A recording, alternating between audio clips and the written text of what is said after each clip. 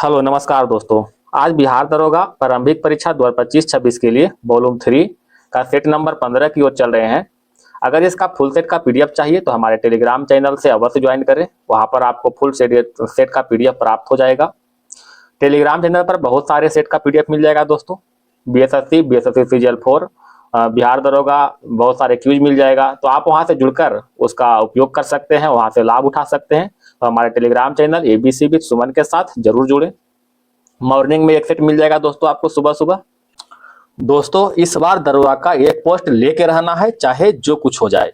ठीक है, मेरे साथ एक बार जुड़ के देखिए, रिजल्ट 100% होगा। इतना प्रैक्टिस करवाएंगे, इतना करवाएंगे कि जीके तो मुंह में होगा। ठीक है, तो एक बार मेरे साथ जुड़िए और मेरे साथ बने रहिए। इस बार एक पोस्ट लेके रहना है तो लेके रहना है। तो आइए दोस्तों हम लोग क्वेश्चन की ओर चलते हैं। तो आइए दोस्तों सेट नंबर 15 की ओर चलते हैं। क्वेश्चन नंबर 1, मेरे साथ बने रहिएगा।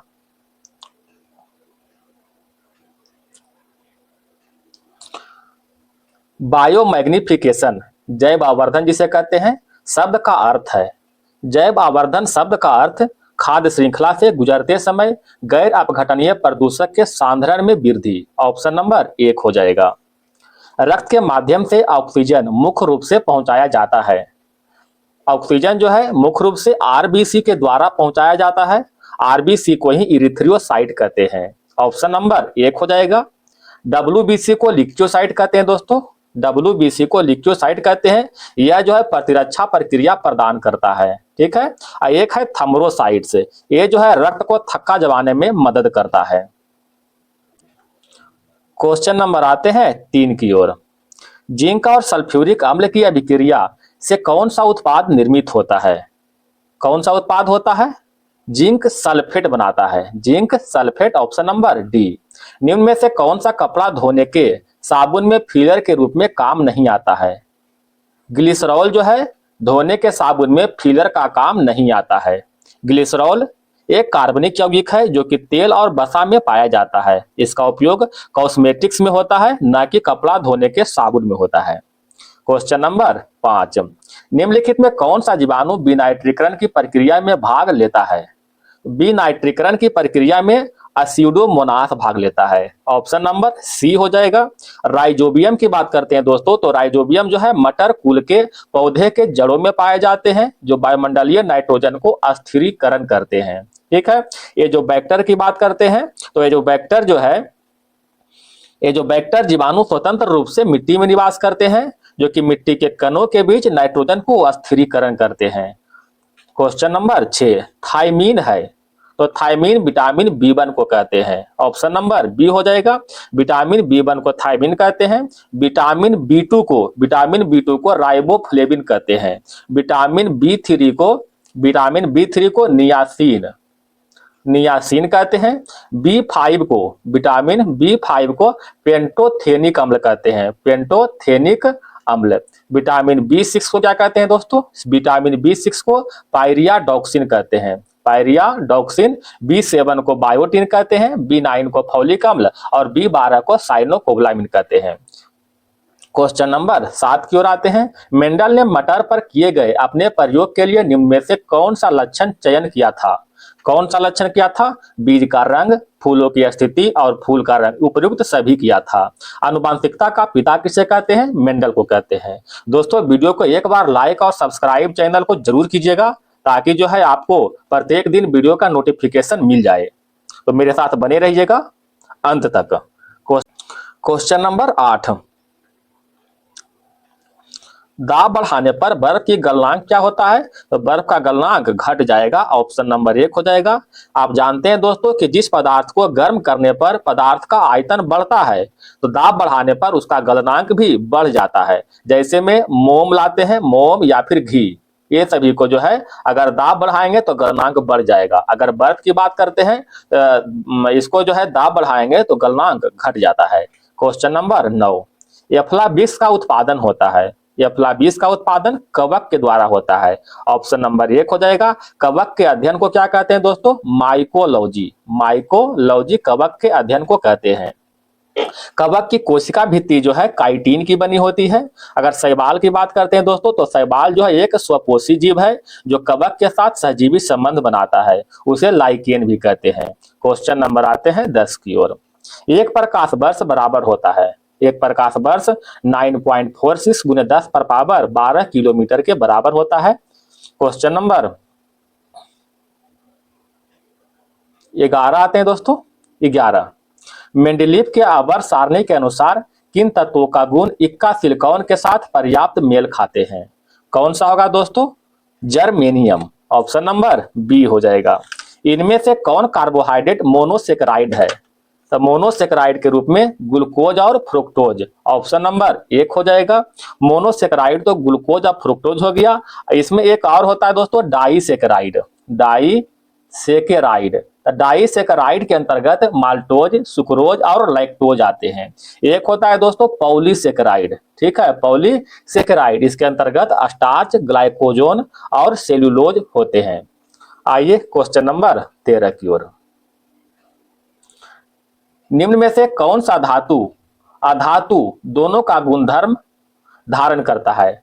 तो अधातु और अधातु जो दोनों का गुणधर्म लेता है उसे क्या कहते हैं? उपधातु कहते हैं। तो उपधातु के अंतर्गत कौन कौन आते हैं दोस्तों? बोरॉन आते हैं, सिलिकॉन आते हैं, boron, silicon, germanium, arsenic, antimony, ये सभी जो है उपधातु के अंतर्गत आते हैं। तो ऑप्शन नंबर डी हो जाएगा, ये सभी क्या है? उपधातु है। क्वेश्चन नंबर 14, परमाणु में धनावेशित कणों की उपस्थिति को सर्वप्रथम निम्न में से किसने दर्शाया था? किसने दर्शाया था दोस्तों? गोल्डस्टीन ने दर्शाया था। ऑप्शन नंबर 1 हो जाएगा। चैडविक की बात करते हैं दोस्तों, तो चैडविक जो है न्यूट्रॉन की खोज किया था। न्यूट्रॉन की खोज चैडविक ने कब किया था? 1932 में किया था। जे थॉमसन की बात करते हैं दोस्तों, तो यह जो है इलेक्ट्रॉन की खोज किया था। इलेक्ट्रॉन की खोज इन्होंने 1897 में खोज किया था। क्वेश्चन नंबर 15 की ओर। हीमोफीलिया एक आनुवांशिक विकार है, इसमें क्या होता है? इसमें एक प्रोटीन का संश्लेषण नहीं होता है जो रक्त के स्कंदन के लिए आवश्यक है। ऑप्शन नंबर बी हो जाएगा। क्वेश्चन नंबर 16, कहता कोशिका झिल्ली के संबंध में निम्नलिखित में से कौन सा कथन सही है? कहता झिल्ली इसके दोनों ओर मौजूद कुछ अणुओं के लिए चुनिंदा रूप से पारगम्य होता है, ये गलत है दोस्तों। पानी भी इस झिल्ली से होकर निम्न में से उच्च सांद्रता में जा सकता है, ये सही है। अतः ऑप्शन नंबर 1 हो जाएगा। निम्नलिखित में किस पौधे को जड़, तना और पत्ती में विभेदित नहीं किया जा सकता? किसमें नहीं कर सकते हैं? अस्पाइरोगायरा में। अस्पाइरोगायरा जो है थाइलोफाइटा वनस्पति के अंतर्गत आता है। इसमें जो है इस समूह के अंतर्गत पौधे जड़, तना, पत्ती में विभेदित नहीं होता है। इसमें जो है संवहन उत्तक भी नहीं पाया जाता है। इसके अंतर्गत अस्पाइरोगायरा आते हैं। अस्पाइरोगायरा, एक और है कारा और एक है दोस्तों क्लैडोफोरा। ये तीनों जो है थाइलोफाइटा के अंतर्गत आते हैं, ठीक है। एक होता है दोस्तों टेरिडोफाइटा, टेरिडोफाइटा, इसके अंतर्गत जो है पौधे में जड़, पत्ता और जड़, तना और पत्ती में विभेदित होता है। इसके अंतर्गत फर्न आते हैं, मार्सिलिया आते हैं और हॉस्टेल आते हैं। ये सभी जो आते हैं टेरिडोफाइटा के अंतर्गत। ऑप्शन नंबर सी हो जाएगा। क्वेश्चन नंबर 18, दूध का रंग सफेद किस कारण होता है? दूध का रंग सफेद कैसीन के कारण होता है तथा दूध के रंग पीला जो होता है कैरोटीन प्रोटीन के कारण होता है। कैरोटीन प्रोटीन के कारण। कैसीन को मिल्क प्रोटीन के नाम से भी जानते हैं। लैक्टोजन की बात करते हैं दोस्तों, तो इसका स्राव जो है छोटी आंत से होता है। किससे होता है? छोटी आंत से होता है। अगर रेनिन की बात करते हैं दोस्तों, तो रेनिन का स्राव जो है जठर रस से होता है। जठर रस से जो है इसका स्राव होता है। क्वेश्चन नंबर बढ़ते हैं 19 की ओर। एंटीबायोटिक्स के बारे में इनमें से कौन सा कथन सही नहीं है? कौन सा सही नहीं है? कहता है एंटीबायोटिक्स के दुष्प्रभाव में डिप्थीरिया, फाइलेरिया और चेचक शामिल है। ये जो है सही नहीं है, ठीक है। एंटीबायोटिक्स जीवाणु जनित रोग के लिए विरुद्ध प्रभावी होते हैं, सही है। एंटीबायोटिक्स विषाणु के विरुद्ध प्रभावी नहीं होते हैं, ये भी सही है। एंटीबायोटिक्स जुकाम और फ्लू के प्रभावी नहीं होते हैं, ये भी सही है। ऑप्शन नंबर डी क्या है? गलत है। यकृत में यूरिया का संश्लेषण होता है। यकृत में यूरिया का संश्लेषण ऑर्निथीन चक्र के द्वारा होता है।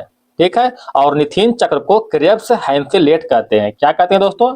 क्रेब्स हैंसेलेट कहते हैं ऑर्निथीन चक्र को। क्वेश्चन नंबर 21, भारत में 1891 के कारखाना अधिनियम लागू किया गया था। 1891 के कारखाना अधिनियम अंग्रेजी उत्पादों हेतु समान अवसर उपलब्ध कराने के लिए, अंग्रेजी उत्पादों हेतु समान अवसर उपलब्ध कराने के लिए। क्रिप्स मिशन का उद्देश्य क्या था? क्रिप्स मिशन का उद्देश्य प्रांतों को संघ से पृथकता का अधिकार करना, गवर्नर जनरल की सर्वोच्चता बनाए रखने का प्रावधान, डोमिनियन स्टेट।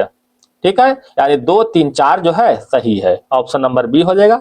क्रिप्स मिशन जो है भारत कब आया था? मार्च 1942 को आया था। 1942 में भारत छोड़ो आंदोलन भी हुआ था दोस्तों। क्वेश्चन नंबर आते हैं 23 की ओर।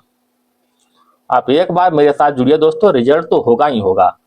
भारत शासन अधिनियम 1919 निम्नलिखित में से किसी स्पष्ट रूप से परिभाषित करता है?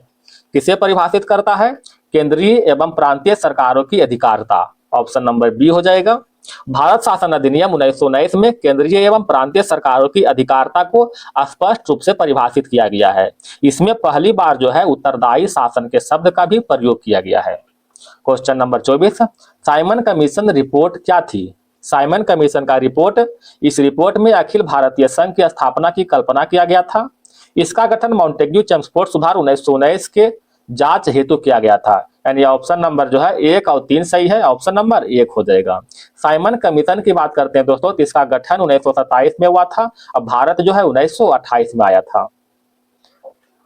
क्वेश्चन नंबर 25 की ओर आते हैं। गांधी जी के खेड़ा सत्याग्रह का मुख्य कारण था?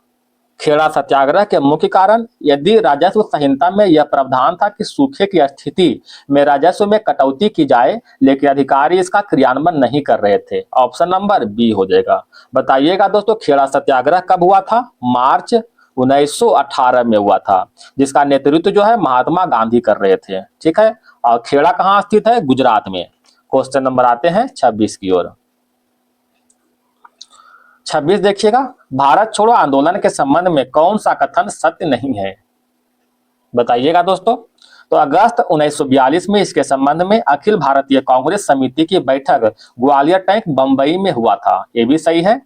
इसने अहिंसात्मक जन आंदोलन हेतु गांधी जी को अधिकृत किया है, ये भी सही है। इस प्रस्ताव जो है सरदार वल्लभ भाई पटेल द्वारा प्रस्तावित किया तथा नेहरू के द्वारा समर्थन किया गया, ये गलत है दोस्तों। इसका प्रस्तावित जो है नेहरू के द्वारा किया गया था। नेहरू जो है इसका प्रस्तावित किए थे और समर्थन जो है सरदार वल्लभ भाई पटेल किए थे। समर्थन जो है पटेल किया था। कहता इसमें फांसीवाद और साम्राज्य के विरुद्ध स्वयं की रक्षा हेतु स्वतंत्र भारत की प्रतिबद्धता की घोषणा की गई, ये भी सही है। अतः ऑप्शन नंबर सी जो है गलत था। मिलान करना है दोस्तों। कहता कौन सही सुलेमित है? अच्छा, कौन सही सुलेमित है? शूद्रक का दिया हुआ है सौरानंद, ये गलत दिया हुआ दोस्तों। कालिदास का 10 कुमार चरितम, ये भी गलत दिया हुआ। बादशायन के कामसूत्र, ये सही है दोस्तों। कामसूत्र रचना जो है बादशायन की है। ठीक है, अगर शूद्रक की बोले तो शूद्रक जो है मिर्च कटिकम की रचना किया था। मिर्च कटिकम की रचना किया था। ठीक है, कालिदास की बात करें तो यह जो है अभिज्ञान शकुंतलम की रचना किया था। ठीक है, कालिदास। और अश्वघोष की बात करते हैं तो अश्वघोष की रचना कौन सा है दोस्तों? अश्वघोष की रचना जो है सौंदरानंद। ठीक है, सौंदरानंद, ये जो है अश्वघोष की रचना है, सौंदरानंद। तो ऑप्शन नंबर सी सही है, ये सही है, कामसूत्र बादशायन। किस मध्यकालीन साम्राज्य ने आर्थिक और सांस्कृतिक क्षेत्र में उत्तर दक्षिण के बीच सेतु का काम किया है? तो उत्तर से दक्षिण के बीच सेतु का काम राष्ट्रकूट ने किया है। अच्छा, राष्ट्रकूट वंश के संस्थापक कौन था? दंती दुर्ग था, दंती दुर्ग। इसका राजधानी मान्यखेड़ थे। ठीक है, सातवाहन के संस्थापक सिमुक था और सबसे महान शासक इसमें कौन था? गौतम पुत्र सतकर्णी था। क्वेश्चन नंबर बढ़ते हैं 29 की ओर। मिलान करना है। अच्छा, हुमायूं की मकबरा कहाँ है? दिल्ली में है। शेरशाह की मकबरा सासाराम में। जहांगीर की मकबरा जो है, जहांगीर की मकबरा कहाँ है दोस्तों? लाहौर में, जो कि वर्तमान में पाकिस्तान में है। अकबर की मकबरा सिकंदरा में है। इस तरह से ऑप्शन नंबर 1 हो जाएगा। फिर मिलान करना है दोस्तों, मिलान कीजिएगा। कहता है चालुक्य द्वारा जो है पडक्कल मंदिर का निर्माण किया गया था। पडक्कल वास्तुकला, एक तो होयसल के द्वारा केशव मंदिर सोमनाथपुर, पांडे के द्वारा चिदम्बर मंदिर का पूर्वी गोपुरम, और पूर्वी गंग के द्वारा सूर्य मंदिर कोणार्क। ऑप्शन नंबर 1 हो जाएगा।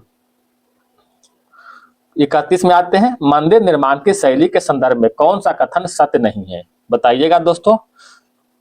कहता है नागर शैली का विस्तार हिमालय से लेकर विंध्य क्षेत्र तक है, ये सही है। द्रविड़ शैली का विस्तार कृष्णा नदी से लेकर दक्षिण भारतीय क्षेत्र तक है, ये भी सही है दोस्तों। पंचायतन शब्द का जो है पंचायतन का संबंध मंदिर निर्माण संरचना शैली से है, ये भी सही है। कहता गुजरात और उड़ीसा का अधिकांश मंदिर द्रविड़ शैली में निर्मित हुआ है, तो द्रविड़ शैली में नहीं, ये गलत दिया हुआ है, नागर शैली में निर्मित हुआ है। ठीक है, गुजरात और उड़ीसा के अधिकांश मंदिर नागर शैली में निर्मित हुआ है। ऑप्शन नंबर डी हो जाएगा। क्वेश्चन नंबर 32, थंका चित्रकला का संबंध किस धार्मिक संप्रदाय से है? थंका चित्रकला का संबंध बौद्ध संप्रदाय से है। ऑप्शन नंबर बी हो जाएगा। थंका चित्रकला तिब्बती बौद्ध धर्म से जुड़ा एक पारस्परिक धार्मिक चित्रकला है जो विशेष रूप से तिब्बत, नेपाल, भूटान और लद्दाख जैसे हिमालयी क्षेत्रों में प्रचलित है। थंका चित्रकला में बौद्ध, बोधिसत्व, संत आदि को चित्रित किया जाता है। क्वेश्चन नंबर 33, इनमें से किसे 2025 का भौतिक का नोबेल पुरस्कार नहीं दिया गया है? किसे नहीं दिया गया दोस्तों, बताइएगा। तो सुषमा गीता कावा को नहीं दिया गया है। ठीक है, Michel Devoret, John M Martinis, John Clarke, ये तीनों को भौतिक का नोबेल पुरस्कार 2025 से सम्मानित किया गया था दोस्तों। ये तीनों कहाँ के हैं? यूएसए का है, अमेरिका के हैं। क्वेश्चन नंबर 34, वर्ष 2025 के नोबेल पुरस्कार विजेताओं को कितने रुपए की धनराशि दी गई है? कितने रुपए का? तो 11 मिलियन स्वीडिश क्रोनर धनराशि जो है नोबेल पुरस्कार विजेताओं को दिया जाता है। इसके साथ ही प्रत्येक विजेता को एक डिप्लोमा और सोने का मेडल भी दिया जाता है। क्वेश्चन नंबर 35, नवंबर 2025 में आकांक्षी ब्लॉकों में जल बजटिंग नामक रिपोर्ट किसने जारी किया है? तो जल बजटिंग नामक रिपोर्ट डॉक्टर BK पॉल ने जारी किया है। क्वेश्चन नंबर 36, हॉर्निवल महोत्सव 2025 के लिए किन 2 देशों को कंट्री पार्टनर के रूप में नामित किया गया था? तो कंट्री पार्टनर के रूप में स्विट्जरलैंड और आयरलैंड को नामित किया गया था। वर्ष 2025 के लिए सहस्त्र रामानुजम पुरस्कार के लिए किसे चुना गया? सहस्त्र रामानुजम पुरस्कार से अलेक्जेंडर स्मिथ को चुना गया है, अलेक्जेंडर स्मिथ को। क्वेश्चन नंबर 38, विकसित भारत बिल्डथॉन का ब्रांड एम्बेसडर किसे नियुक्त किया गया है?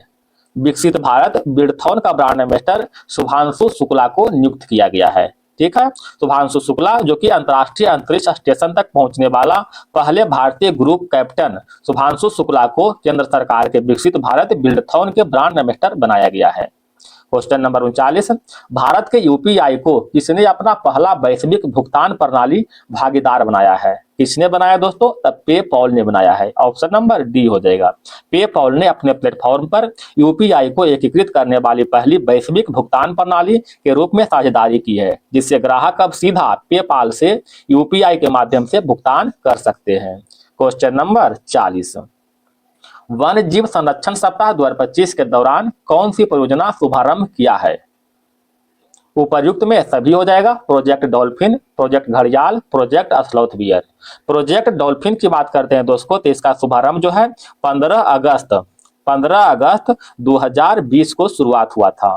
प्रोजेक्ट घड़ियाल की बात करते हैं दोस्तों, तो इसका शुभारंभ 1975 में हुआ था। प्रोजेक्ट स्लॉथ बियर की बात करते हैं दोस्तों, तो इसका शुरुआत अक्टूबर 2025 में हुआ है। ठीक है, ऑप्शन नंबर डी हो जाएगा। क्वेश्चन नंबर 41, वर्ष 2025 का रसायन विज्ञान का नोबेल पुरस्कार किसे नहीं दिया गया है? तो सी मचाडो को नहीं दिया गया है, सुसुमु कितागावा को मिला है, रिचर्ड रॉबसन को मिला है और उमर एम यागी को मिला है। ठीक है, ऑप्शन नंबर क्या हो जाएगा? सी हो जाएगा। क्वेश्चन नंबर आते हैं दोस्तों 42 की ओर। 42 में क्या कह रहा है देखिएगा, नवंबर 2025 में इंडिया आई मिशन के तहत किस मंत्रालय ने निःशुल्क राष्ट्रीय AI पाठ्यक्रम युवा AI फॉर ऑल लॉन्च किया है? किसने लॉन्च किया है? तो इलेक्ट्रॉनिक्स एवं सूचना प्रौद्योगिकी मंत्रालय के द्वारा जो है लॉन्च किया गया है। TDOM वायु रक्षा प्रणाली किस देश ने विकसित की है? तो टी डोम जो है ताइवान के द्वारा विकसित किया गया है। इजराइल के द्वारा आयरन डोम का विकसित किया गया है, आयरन डोम। और अमेरिका के द्वारा दोस्तों गोल्डन डोम का विकसित किया गया है, गोल्डन डोम को विकसित किया गया है अमेरिका के द्वारा। क्वेश्चन नंबर 44, हाल ही में किस राज्य ने वन्य जीव संरक्षण अधिनियम 1972 में संशोधन किया है? केरल ने इसे संशोधन किया है। ऑप्शन नंबर 1 हो जाएगा। यह प्रावधान केरल में मनुष्यों और जंगली सुअरों के बीच बढ़ती हिंसा को घटनाओं को कम करने के लिए जो है इसको संशोधन किया है। क्वेश्चन नंबर आते हैं 45, मिलान करना है। हीराकुंड बांध जो है महानदी पर बनाया गया है। नागार्जुन सागर बांध जो है कृष्णा नदी पर बनाया गया है। सरदार सरोवर बांध, एक सेकेंड दोस्तों, सरदार सरोवर बांध नर्मदा नदी पर बनाया गया है। और टिहरी बांध जो है भागीरथी नदी पर बनाया गया है। एक और है दोस्तों, राणा प्रताप सागर बांध जो है चंबल नदी पर बनाया गया है। ठीक है, इस तरह से ऑप्शन नंबर बी हो जाएगा। क्वेश्चन नंबर आते हैं 45 की ओर। भारत में उष्णकटिबंधीय सदाबहार वन कहाँ पाए जाते हैं? उष्णकटिबंधीय सदाबहार वन केरल में पाए जाते हैं। Option number 1। भारत में उष्णकटिबंधीय सदाबहार वन केरल, असम, पश्चिम बंगाल जिसे बंगाल कहते हैं, ये सभी क्षेत्रों में, और कर्नाटक में भी जो है उष्णकटिबंधीय सदाबहार वन पाए जाते हैं। क्वेश्चन नंबर 47, निम्नलिखित कथनों में से कौन सा कथन सही है? कथा बृहस्पति और मंगल का आकार समान है, गलत है। बृहस्पति का आकार बहुत बड़ा है। मंगल सबसे गर्म ग्रह है, ये भी गलत है। सबसे गर्म ग्रह कौन है दोस्तों? शुक्र है। शनि का घनत्व तो पृथ्वी के समान है, गलत है दोस्तों। शनि का घनत्व जो है समान नहीं है, एक मिनट, शनि का घनत्व पृथ्वी के घनत्व से कम है, समान नहीं है। ठीक है, शनि का घनत्व पृथ्वी के घनत्व से कम है। पृथ्वी और सूर्य का आकार लगभग समान है, ये बिल्कुल सही है। इसीलिए जो है इसको जुड़वा ग्रह की संज्ञा भी दिया गया है।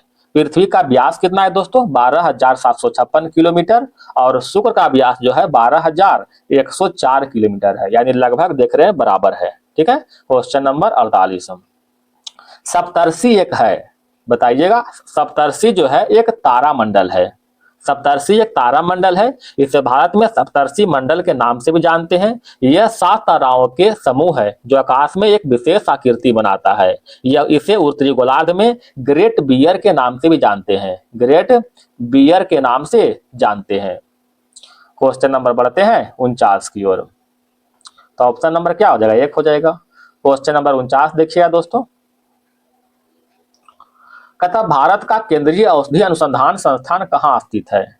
केंद्रीय औषधि अनुसंधान संस्थान लखनऊ में स्थित है। ऑप्शन नंबर बी हो जाएगा। लखनऊ कहाँ है दोस्तों? उत्तर प्रदेश में। किस पहाड़ी प्रदेश में सर्वाधिक वर्षा होती है? कौन सा पहाड़ी प्रदेश है? गारो, खासी, जयंतिया, मिजोरम, मिजो पहाड़ी। तो खासी में जो है सबसे अधिक वर्षा होती है। अब भारत में सबसे अधिक वर्षा कहाँ होता है दोस्तों? तो मासीन राम मेघालय में। मासीन राम जो कि मेघालय में स्थित है, यहाँ तो है वार्षिक वर्षा 1141 सेंटीमीटर लगभग होता है। क्वेश्चन नंबर 51, पृथ्वी के नीचे परत में स्थित होता है। तो पृथ्वी के नीचे परत में क्रोड स्थित होता है। ठीक है, क्रोड में स्थित होता है। नीचे में निकेल और फेरस की प्रधानता होती है, निकेल और फेरस की प्रधानता होती है। क्वेश्चन नंबर आते हैं दोस्तों इधर 52 की ओर। ग्रेबो किस प्रकार के शैलों का उदाहरण है? ग्रेबो जो है अग्नेय शैल है। अनुच्छेद 81 के अंतर्गत वर्तमान में लोकसभा में कुल सीटों की संख्या कितनी है? तो वर्तमान में जो है लोकसभा में कुल सीटों की संख्या 550 है, अनुच्छेद 81 के तहत। जो कि राज्यों से जो है, राज्यों से आता है 530 सीट और केंद्र शासित प्रदेश से मात्र 20 सीट है। मिलाकर कितना हो गया? 550।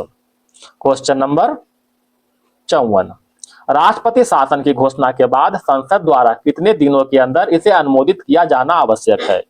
कितने दिनों का अंदर? तो इसे 2 माह के अंदर जो है अनुमोदित किया जाना आवश्यक है। किस अनुच्छेद के तहत दोस्तों? तो राष्ट्रपति शासन जो है अनुच्छेद 356 के तहत। ठीक है, राष्ट्रीय आपात का उल्लेख अनुच्छेद 352 के तहत, राष्ट्रपति शासन 356 और वित्तीय आपात का उल्लेख अनुच्छेद 360 के तहत। ठीक है, राष्ट्रपति शासन जो है पहले 6 महीना के लिए लगाए जाते हैं, लेकिन बाद में अगर संसद की मंजूरी मिलता है तो अधिकतम 3 ईयर के लिए भी लगाया जाता है। क्वेश्चन नंबर आते हैं 55 की ओर। भारतीय संविधान में उल्लेखित निम्नलिखित में से कौन सा कथन धर्म की स्वतंत्रता के अधिकार के संबंध में सत्य नहीं है? कौन सा कथन है दोस्तों? कथा इसका उल्लेख जो है अनुच्छेद 25 से 28 में किया गया है, ये सही है। यह धार्मिक मामलों के प्रबंधन के स्वतंत्रता के बारे में प्रदान करता है, ये भी सही है। यह उपासना करने की स्वतंत्रता प्रदान करता है, सही है। इसमें उल्लेख है कि राज्य का अपना धर्म होता है, ये गलत है। ऑप्शन नंबर डी गलत हो जाएगा। क्वेश्चन नंबर 56, कथा राज्यपाल के अधिकारों के बारे में कौन सा सही है? कथा वह किसी बिल को अपनी सहमति दे सकता है। पंचायत की वित्तीय स्थिति को पुनर्वलोकन हेतु वित्त आयोग का गठन करना, ये भी सही है। ऑप्शन नंबर सी हो जाएगा। निम्नलिखित में से क्या भारतीय संविधान की 5वीं अनुसूची के अंतर्गत आता है? तो 5वीं अनुसूची के अंतर्गत अनुसूचित क्षेत्र और अनुसूचित जनजाति से संबंधित उपबंध किया गया है। अनुसूची वन में क्या है दोस्तों? अनुसूची वन में संघ और राज्य क्षेत्र के बारे में प्रावधान किया गया है। द्वितीय अनुसूची में वेतन के बारे में प्रावधान किया गया है। तृतीय अनुसूची में शपथ के बारे में प्रावधान किया गया है। तृतीय अनुसूची में शपथ के बारे में। चौथी अनुसूची में राज्यसभा के बारे में प्रावधान किया गया है। 5वीं अनुसूची तो दिया हुआ है दोस्तों, अनुसूचित क्षेत्र और अनुसूचित जनजाति से संबंधित है। 6ठी अनुसूची में दोस्तों असम, मेघालय, त्रिपुरा, मिजोरम राज्यों में जनजाति क्षेत्रों से संबंधित है। ठीक है। अगर 7वीं अनुसूची की बात करते हैं दोस्तों, तो 7वीं अनुसूची में शक्ति का विभाजन का उल्लेख किया गया है केंद्र और राज्य के मध्य। अगर 9वीं अनुसूची की बात करते हैं दोस्तों, तो इसके तहत जो है भूमि सुधार का उल्लेख किया गया है। क्वेश्चन नंबर आते हैं, तो इसका आंसर हो जाएगा ऑप्शन नंबर सी। परमादेश रीट एक मौलिक अधिकार है जिसे किसके तहत वर्गीकृत किया जा सकता है? तो परमादेश रीट को संवैधानिक उपचार के तहत जो है वर्गीकृत कर सकते हैं। ठीक है। सांस्कृतिक एवं शैक्षणिक का अधिकार, सांस्कृतिक और शैक्षणिक का अधिकार अनुच्छेद जो है 29 और 30 के तहत। धर्म की स्वतंत्रता का अधिकार अनुच्छेद 25 से 28 और समानता का अधिकार अनुच्छेद 14 से लेकर 18 में निहित है। क्वेश्चन नंबर 59, किस अनुच्छेद के अंतर्गत वार्षिक बजट पेश किया जाता है? तो वार्षिक बजट जो है अनुच्छेद 112 के तहत पेश करते हैं। अनुच्छेद 115 क्या है दोस्तों? अनुपूरक या फिर अधिक अनुदान से संबंधित का प्रावधान किया गया है। अनुच्छेद 110 में धन विधेयक के बारे में प्रावधान किया गया है। संसद के दोनों सदनों का संयुक्त बैठक जो है अनुच्छेद 108 में दिया गया है। क्वेश्चन नंबर 60, भारतीय संविधान के अनुच्छेद के अनुसार मंत्रिपरिषद सामूहिक रूप से लोकसभा के प्रति उत्तरदायी होते हैं। तो अनुच्छेद 75 के 3 के तहत मंत्रिपरिषद सामूहिक रूप से लोकसभा के प्रति उत्तरदायी होता है। क्वेश्चन नंबर 61 की ओर आते हैं। कथा हाल ही में वर्ष 2023 के लिए दादा साहेब फाल्के पुरस्कार किसे दिया गया था? तो 2023 के लिए जो है मोहन लाल को मिला था और 2022 के लिए मिथुन चक्रवर्ती को मिला है। क्वेश्चन नंबर 62, 18 नवंबर 2025 को नई दिल्ली में trade intelligence and analytics portal का शुभारंभ किसने किया था? तो नई दिल्ली में trade intelligence and analytics portal का शुभारंभ पीयूष गोयल के द्वारा नई दिल्ली में किया गया था। क्वेश्चन नंबर 63, संयुक्त राष्ट्र महासभा का कौन सा सत्र 2025 में आयोजित हुआ है? तो 2025 में 80वां सत्र का आयोजन हुआ था। Question number 64, Jupiter super computer किस देश ने लॉन्च किया है? जुपिटर सुपर कंप्यूटर जो है जर्मनी के द्वारा लॉन्च किया गया है। यह कंप्यूटर यूरोप का सबसे तेज कंप्यूटर है तथा दुनिया का चौथा कंप्यूटर है, तो चौथा सबसे तेज सुपर कंप्यूटर है। ठीक है। यूरोप का सबसे तेज और दुनिया का सबसे तेज में चौथे नंबर पर आता है। क्वेश्चन नंबर 65, हाल ही में लिविंग ब्रिज पुरस्कार से किसे सम्मानित किया गया है? कीर स्टारमर को। कैम्ब्रिज डिक्शनरी का बर्ड ऑफ ईयर 2025 में कौन सा शब्द घोषित किया गया है? बर्ड ऑफ ईयर 2025 पारासोशल को घोषित किया गया है। ठीक है, कैम्ब्रिज डिक्शनरी के द्वारा। अगर यही ऑक्सफोर्ड पूछे, ऑक्सफोर्ड के द्वारा, तो ऑक्सफोर्ड के द्वारा जो है रेजबेट शब्द को जो है बर्ड ऑफ ईयर 2025 घोषित किया गया है। क्वेश्चन नंबर 67, किस ग्राम पंचायत को राष्ट्रीय ई गवर्नेंस पुरस्कार 2025 से सम्मानित किया गया है? तो रोहनी ग्राम पंचायत। रोहनी ग्राम पंचायत कहाँ है दोस्तों? महाराष्ट्र में स्थित है।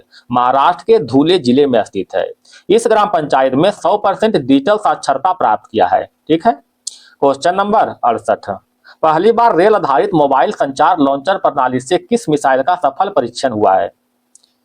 किसका हुआ है दोस्तों? अग्नि प्राइम का। भारत ने अपना पहला रेल आधारित मोबाइल लॉन्चर प्रणाली से अग्नि प्राइम मिसाइल का सफल परीक्षण किया है, जिसका रेंज जो है 2000 किलोमीटर है। ठीक है, 2000 किलोमीटर। इसका परीक्षण डीआरडीओ और एसएफसी के सहयोग से किया गया है। कौन है? डीआरडीओ और एक है एसएफसी के सहयोग से। क्वेश्चन नंबर आते हैं 69 की ओर। किस राज्य में डुगोंग संरक्षण रिजर्व को आईयूसीएन में मान्यता मिली है? तो डुगोंग संरक्षण रिजर्व को जो है तमिलनाडु, ऑप्शन नंबर 1 हो जाएगा। क्वेश्चन नंबर आते हैं 70 की ओर। हाल ही में बिग बैश लीग में शामिल होने वाला पहले भारतीय कौन है? बिग बैश लीग में शामिल होने वाला पहले भारतीय आर आश्विन बने हैं। ठीक है, आर आश्विन। यूनेस्को का विश्व जैव मंडल रिजर्व नेटवर्क में किसे शामिल किया गया है? तो विश्व जैव मंडल रिजर्व नेटवर्क में शीत मरुस्थल को शामिल किया गया है। शीत मरुस्थल हिमाचल प्रदेश में स्थित है। क्वेश्चन नंबर 72 की ओर आते हैं दोस्तों। शून्य गरीबी P4 नीति किस राज्य द्वारा शुरू की गई है? शून्य गरीबी P4 नीति जो है आंध्र प्रदेश के सरकार के द्वारा शुरू किया गया है। आंध्र प्रदेश के सरकार के द्वारा P4 मिशन के रूप में वर्ष 2047 तक राज्य के गरीबों को समाप्त करने का उद्देश्य से शुरू किया गया है P4 नीति। गंगा डॉल्फिन की पहली सैटेलाइट टैगिंग कहां की गई है? गंगा डॉल्फिन की पहली सैटेलाइट टैगिंग असम में किया गया है। ऑप्शन नंबर सी हो जाएगा। ये टैगिंग करके जो है वन्यजीव संरक्षण में एक प्रमुख उपलब्धि हासिल किया है। इसके माध्यम से डॉल्फिन के मौसमी और प्रवासी पैटर्न, सीमा वितरण और आवास उपयोग को समझने में मदद मिलेगा। Question number 74।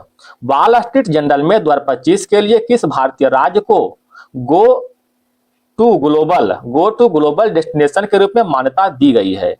तो गो टू ग्लोबल डेस्टिनेशन के रूप में इंदौर ने दोस्तों मध्य प्रदेश को जो है मान्यता दिया गया है, मध्य प्रदेश को। Question number 75। किस शहर में भारत का पहला हरित अवशिष्ट प्रसंस्करण संयंत्र शुरू किया गया है? भारत का पहला हरित अवशिष्ट प्रसंस्करण संयंत्र जो है इंदौर में शुरू किया गया है। ऑप्शन नंबर सी हो जाएगा। जल शक्ति अभियान के तहत किस राज्य के जिले को जल संचय जन भागीदारी को शीर्ष पुरस्कार मिला है? तो जल संचय जल भागीदारी में शीर्ष पुरस्कार कर्नाटक को मिला है। ऑप्शन नंबर 1 हो जाएगा। निम्न में से किसे संयुक्त राष्ट्र जलवायु सम्मेलन COP30 के लिए दक्षिण एशिया दूत नियुक्त किया गया है? तो COP30 के लिए दक्षिण एशिया के दूत के रूप में अरुणाभ घोष को नियुक्त किया गया है। जापान की पहली महिला प्रधानमंत्री कौन बनी है?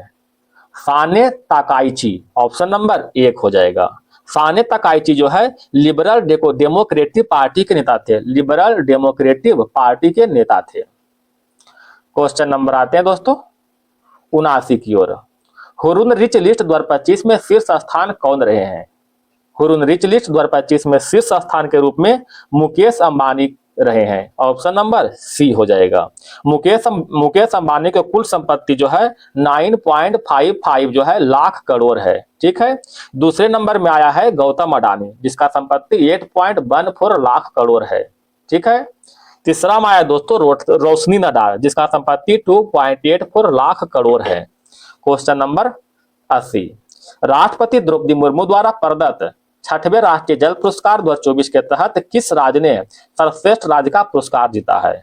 तो सर्वश्रेष्ठ राज्य का पुरस्कार महाराष्ट्र ने जीता है। ऑप्शन नंबर सी हो जाएगा। आगे मैथ रीजनिंग है दोस्तों, अगर आप कहिएगा कमेंट में बोलिएगा तो इसको भी हम सोल्यूशन जरूर करेंगे। ऐसे आप लोग सेट लगा लीजिएगा, इसको सोल्यूशन हम प्रोवाइड कर देंगे। अगर आप कहेंगे तो इसको भी हम सोल्यूशन कर देंगे मैथ को। कहता इनडायरेक्ट नरेटिव में करा है दोस्तों, मतलब डायरेक्ट से इनडायरेक्ट में। कहता है the teacher said nobody can solve the problem. क्या हो जाएगा दोस्तों? The teacher said that nobody could solve the problem. Question number आते हैं 93 की ओर। Choose the appropriate passive voice. Rohan gave the beggar and old shirt. क्या हो जाएगा इसका आंसर? तो and old shirt was given to beggar by Rohan. धनुष का पर्यायवाची कौन सा नहीं है? तो प्रसूम नहीं है, बाकी कोदंड, चाप और सरासन ये सभी जो है धनुष का पर्यायवाची है। यथोचित शब्द का संधि विच्छेद क्या होगा? यथा जोड़ उचित हो जाएगा। क्वेश्चन नंबर आते हैं 96 की ओर। उत्पादन उत्पादन के उपादान के अवसर लागत क्या होती है? क्या होती है दोस्तों? तो जो किसी अन्य प्रयोग में अर्जित की जा सकती हो। अनिवार्य बचत के संबंध किससे है? अनिवार्य बचत का संबंध कीमतों में बढ़ोतरी के परिणाम स्वरूप खपत में कमी। ऑप्शन नंबर 1 हो जाएगा। श्रम की मांग को क्या कहते हैं? श्रम की मांग को व्युत्पन्न मांग कहते हैं। Option number C. निम्नलिखित में कौन सा माल सेवाओं पर निवेश व्यय नहीं है? तो माल सेवाओं पर मकान की खरीद जो है निवेश व्यय नहीं है। क्वेश्चन नंबर लास्ट है दोस्तों। निम्नलिखित में कौन सा निजी कॉर्पोरेट क्षेत्र की बचत को दर्शाता है? अवितरित लाभ। ऑप्शन नंबर सी। क्वेश्चन समाप्त हो गया दोस्तों। अगर वीडियो पसंद आए तो आपसे निवेदन है कि वीडियो को लाइक जरूर करें, और किसी भी तरह का प्रॉब्लम हो या कोई भी सुझाव हो तो कमेंट में अवश्य दें। धन्यवाद दोस्तों।